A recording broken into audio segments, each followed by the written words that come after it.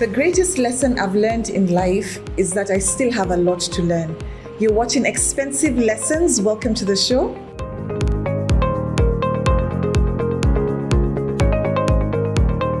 You're watching Expensive Lessons, and my guest today is Evans Ondeje. Welcome to the show. Thank you very much. Just listening to you before the actual show, You have a lot of lessons that you have learned on your journey. Yeah. But I'm sure you're here to give us a specific one. How much are we talking about? Is it quantifiable in money, or it's quantifiable more in just things you gained? I think it's more of time. Because you spend a lot of time. Sometimes money is not really the highest quantifiable thing. Yeah. You can get more money. You can earn more money again, but time. But when you spend time and you burn time, I think it's most important is looking for the silver lining in that. So a lesson on time, I'm sure wasted. That cannot be recovered. When we return, we'll be hearing more about this story. Don't go away.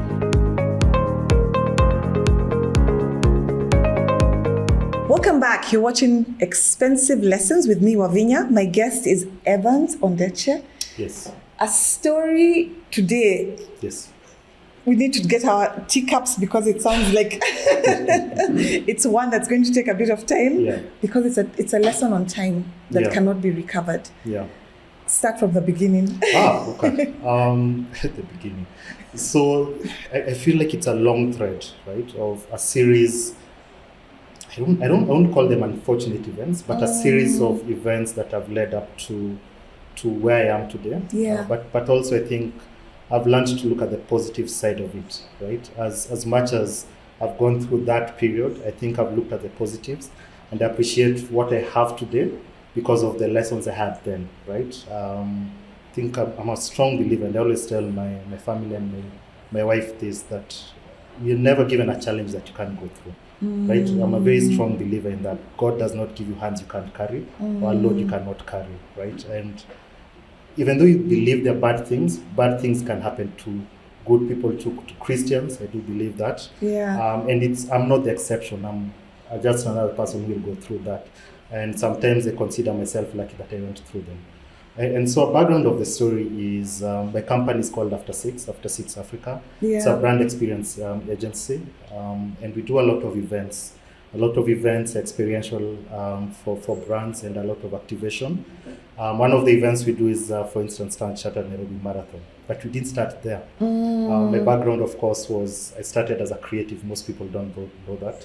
Personally, I don't even believe I was a designer once, but. What happened was we started the agency. As you can tell, the name is After Six. We wanted to have this great creative stuff that we used to do after six, moonlighting that we used to only want to do. And so when we started the agency, we started as a digital agency. Okay. And so as we started looking for clients, at one point, I remember when we started. So when was this? When was this? Yeah. I started in 2013. Okay. Right? 2013 is when we started. But this story starts in 2015. Okay. 2015. So 2013, funny enough, 2013 also had its own set of challenges, took a whole set of risks. I don't know why I'm a risk taker, right? I don't know where that came from. I think my mom. But great set of risks that we took. Took an expensive office. Investors didn't come in as we had expected. So of course, we needed to change strategy. So one of the strategies that we had was we looked for a set of clients and we said, look, at that point, all conversation that was going on was, why don't you work with government? Yeah. Another thing. I like that pose. yeah. So we said, let's work with government. And one of the things that we thought was, can we get a way to handle digital around government? That's 2015, so that was Uhuru Kenyatta, was the president then. And so what we used to do is to say, can we handle a lot of comms around him and around the ministries, because we realized, especially at this point, the Ministry of Industrialization was not clean in how they were communicating, especially to investors. Yeah. So we approached, I think, the then CS of trade, not like the current one, but the then CS of trade. And when we started looking at that, we said, can we be able to come in and give more support? started getting a lot of work from government, Of course, you're on a retainer, cleaning up the image of the ministry, communicating to investors. There was a lot going on. I think there was a big target around foreign direct investment. And then we started getting more work around. That's when Obama was coming in. So was this, did you tender for the work? Did you get a contract? I mean, like, how did you? So we used to be paid through, it was funny, right? Yeah. Government used to give you LSOs, but we didn't go directly into government then. We used to go through parastatals. Okay. So we had a set of parastatals that used to, whichever we used to do to get the money. And so slowly we started, when we were supposed to be paid, when you realize, oh wait, money hasn't come in, oh, you're okay. But something bigger, so it's almost like the carrot is dangled on you. Yeah. They so you finish this job, you're being told, don't worry. So we'll give you, but there's more work even. Yeah, there's more work. Yeah. Right? So more work is given, and we kept moving on and on, move forward. And so slowly, what ended up happening is, over a period of time, more and more debt kept accumulating. You start needing to pay people money. You have your rent to pay, you have your obligations, you have your team to pay, and it keeps adding more and more money. So I remember in 2017, that started in 2015, so that is now 2017. So 2 years of not receiving money? Yes, little money, but not your full payment, just little money here and there. Of course, you get into debt because you start borrowing, saying, don't worry, I'm good for it. I'm expecting money, I'll pay you. So you push the can down the road. So that kept on happening for a long period of time. And in April, I think 2017 is the last time we received a payment from whatever, from then organizations that were paying us. And then we pushed forward, kept chasing payment, and then came August. So August, you promised, look, because we are coming and we are closing our budgets, come the next term. Then there was that whole thing about the two. Come the next time, we are going to pay you a full amount of money and more. In fact, it's going to be bigger for you. Because we're going to win this election, we're not going anywhere. We're not going anywhere. Bigger, better. In fact, we're told, look, now why don't you become part of the campaign? So you become part of the campaign, helping put together the campaign and do all that stuff. And you're spending money, and you're actually putting in your money, and it's. Yeah, wow. So you can imagine, right? And ours wasn't necessarily the biggest amount. You can imagine the other guys. And so slowly, you start getting to more debt. I think it was August finished, then September came in. September 9th, if I'm not wrong. Chief Justice Maraga comes in and nullifies the election, the Supreme Court. Yeah. Everyone was happy. I remember even my colleagues were happy, jubilation and everything. And I was so quiet, I was like, oh my God, when will you get paid? Because that means now we've pushed it further down. Any sort of payment that you had, any money that you expected. And all your creditors, you have even given them a date. I'm thinking. Kwanza, you know, that time you have the Kenyan excuse, you say, don't worry, election time, after election we are going to pay you. So I was one of those guys. After election, takulipa. So you still continue pushing it down. Needless to say, come November, I remember in November we still put in a campaign again, and still no payments came in.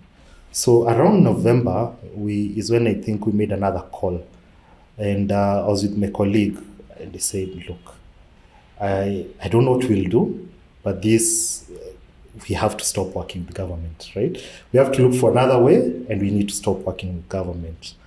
And so... Wow, hold that folks. We need to take a break. Yeah. We're going to take a short break. When we return, we're going to hear whether Evans stopped working with government, what happened. Don't go away.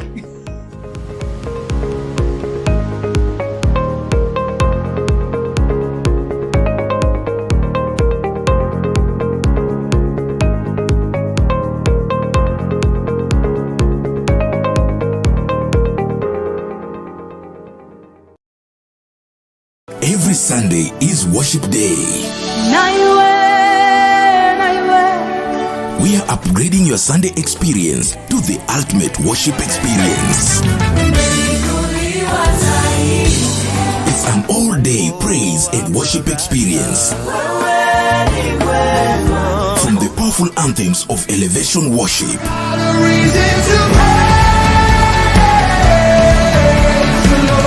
the harmonious sounds of choirs and the timeless echoes of hymn, to the soulful classics of Bill Gaithers and the groovy rhythms of reggae music.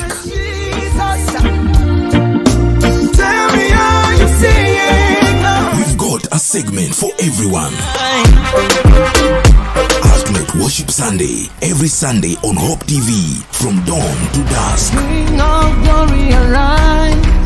Tune in to Hope TV on Go TV channel 27, Zuku Cable channel 873, Signet channel 817, and on our website at hopemediakenya.org/Hope TV Live. Hope TV. Look and live. Hope TV is where you look and live, with an excellent selection of the best Christian programming consisting of local and international content of inspirational stories, talk shows, Bible commentary, youth, health shows, children entertainment, contemporary gospel music, extended times of worship, live broadcast, news, movies, drama, Christian ministry programs, and so much more. Hope TV is another quality service from Christ is the Answer Ministries, with over 45% of authentic and credible local content every week. Hope TV is a sister station to Hope FM, Kenya's leading Christian radio station, with footprints across the country. Tune in to Hope TV, where you look and live.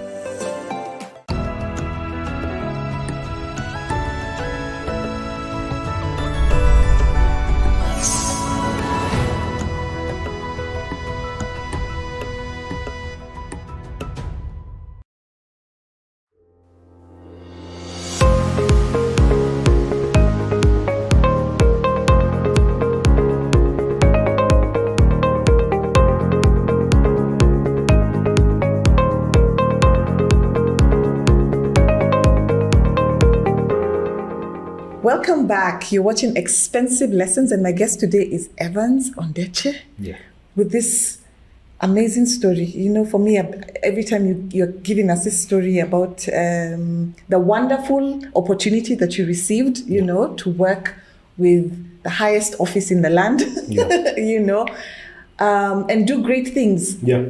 But then money is not coming in, you know. And so before we went on the break, you had gotten to the place of the decision of now whether to quit Yes. or what to do. But before you take us there, tell us some of these big things that you did. You know, you had mentioned, I think I had Obama. Obama visit. So we're part of Obama visit. We handled part of the digital comms for that. Yeah. There was UNCTAD. There's a huge conference for UNCTAD. There was TICAD. The Pope's visit.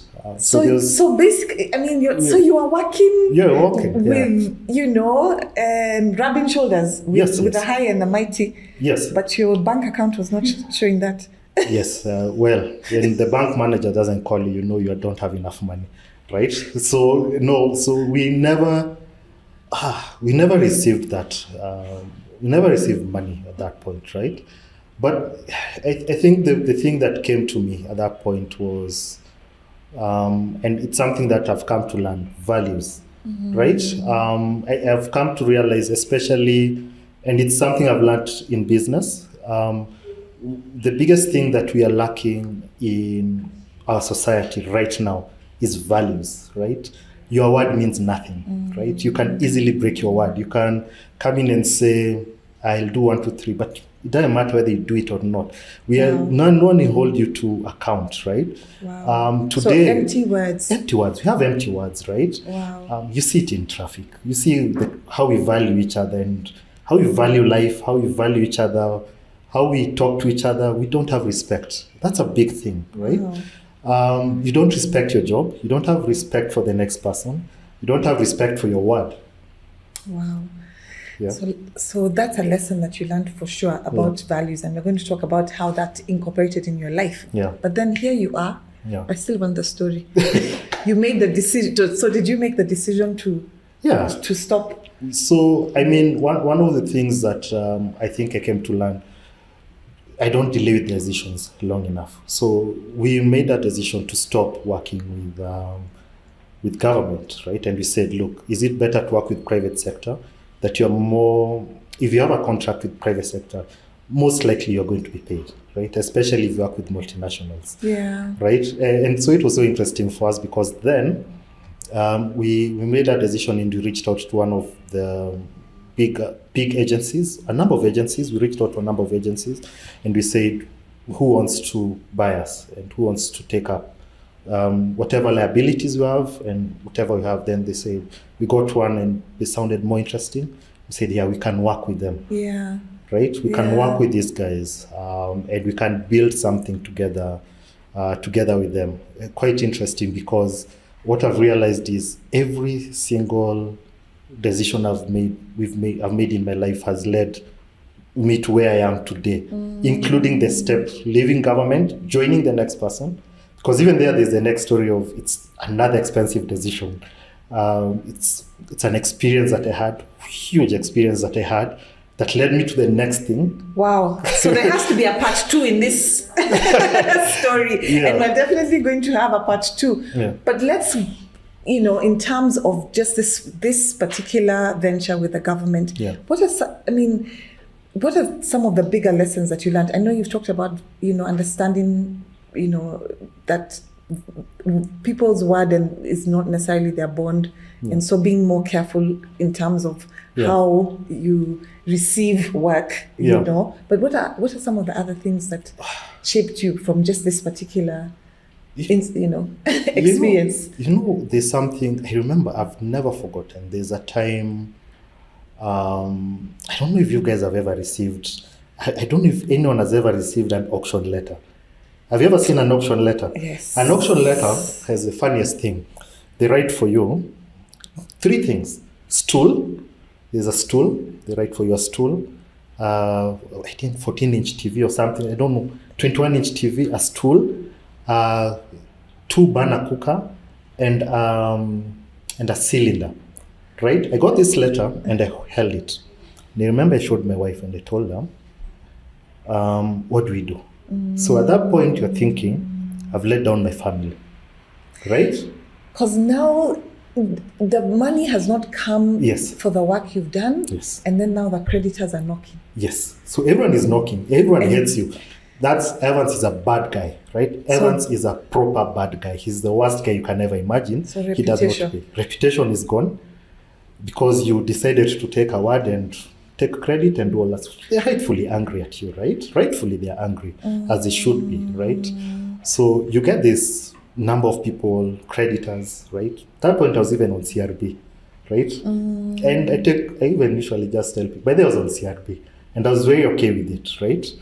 And so you look at that letter, I've never forgotten one thing that got me up. Well, first of all, I keep saying my wife is a prayer warrior. Randomly at whatever time in the night it used to be, because apparently I was a bad sleeper.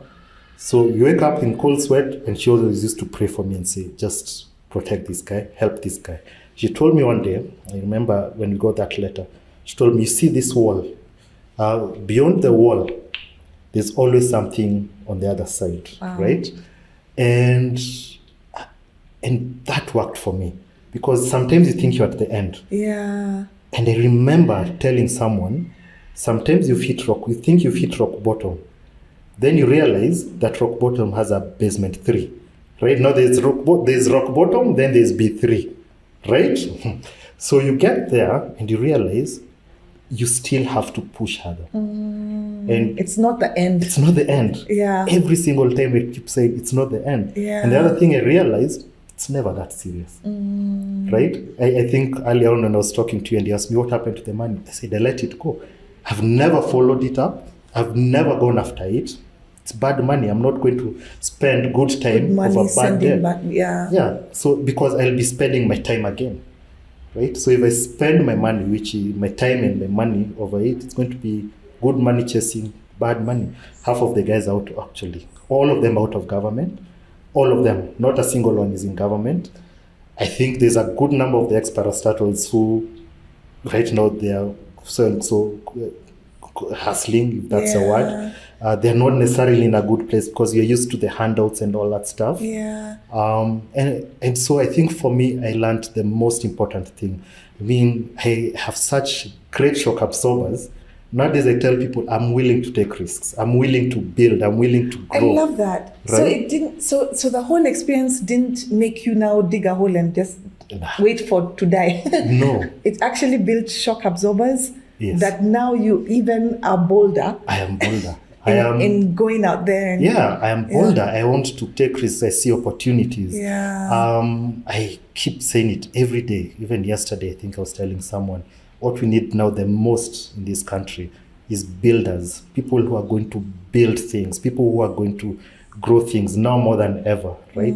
Especially when times, I remember even COVID was another turning point for me. Yeah. When everyone was at home, I used to go to the office every day, right? Because I was told, I remember someone's dad told him, at times of war, you don't stay at home, you go out and you fight, right? And that is the time I used to go, and I made so many strides in that time. When people were cutting down the team, I didn't even cut my team salary. Only 1 month, I cut it by half. Then we went back to full salary. Some of them even got a pay rise in COVID time. Wow. Right? And remember, I do events. Wow. That's when people stopped doing events. Wow. Because I do believe, especially when things are bad, that's when you need to rise up more than anyone else. I love that. And I think that's a good place to end this particular show. Yeah. You know, when everything it seems like it's crumbling down, you know, that's not the time to just lock the door and cow down. That's the time to fight. Yeah. That's the time to dig deeper and push further, because who knows, you might end up making the most money that you've ever made. We've been watching Expensive Lessons. My guest has been Evans Ondachi. Yani, we're going to do part 2. We must do part 2 because your story sounds like there are many more lessons that we can gain from. Thank you for staying with us. You've been watching us on Hope TV. Have a great week and God bless.